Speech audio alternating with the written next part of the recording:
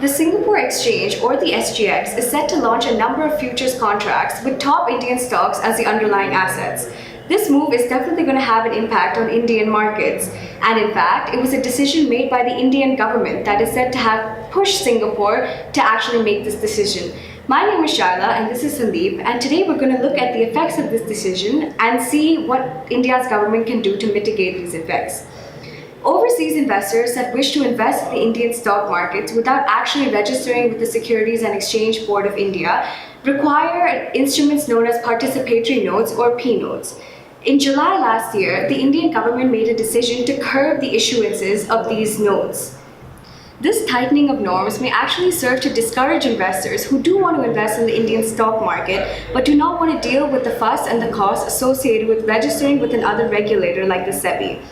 Given that the P-Note route is now more difficult to access, SGX's new financial product will definitely be more lucrative to investors.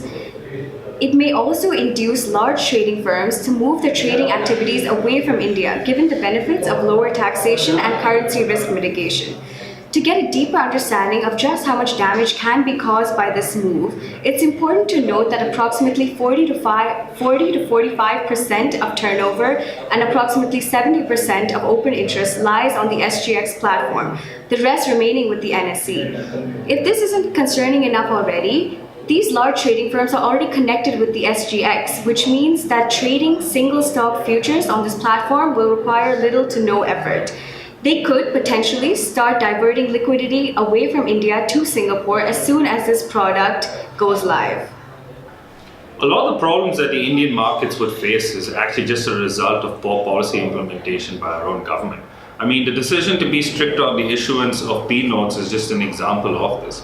Now, the finance ministry came out and said that one of its objectives was to ensure that chunks of the Indian financial markets don't get exported abroad. But when you think about it, being strict on the issuance of P-Notes, all that really does, it gives foreign investors more of an incentive to go and invest in other markets such as Singapore and Dubai, because it's making it harder for them to invest in Indian markets.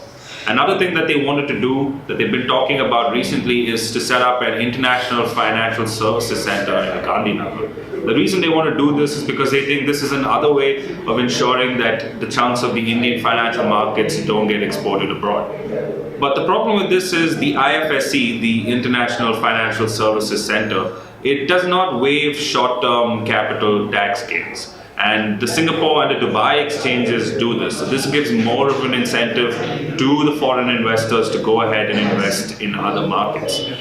About 10 years ago, they were supposed to set up an IFSC in Mumbai based on a report by an expert committee given to the finance ministry. However, they did not go through with this, and ever since then, the export of Indian financial markets has been increasing, whereas the export of Indian financial services hasn't really been increasing, which is what the objective was in 2007. But that hasn't been the case. Today, the Singapore Exchange's total share in open interest in Nifty futures is up to 70%, whereas 10 years ago it was merely 6 or 7%. Now, the Singapore Exchange has done really well to exploit every policy misstep that the Indian government has made so far. And the report suggests that the NSE might even cancel the licensing agreement it has with the Singapore Exchange as a means of retaliation, to sort of say, if you're going to go ahead and release these futures contracts with our Indian stocks in there, then we're going to cancel the licensing agreement. And it's not really the most sound policy. It just seems to be tit for tat at this point.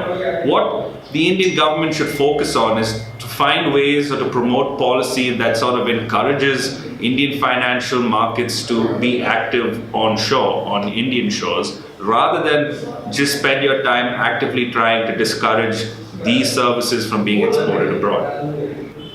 Thank you so much for watching our video. If you have any comments, please remember to leave them below. And if you want to continue watching videos like this, please subscribe to our channel.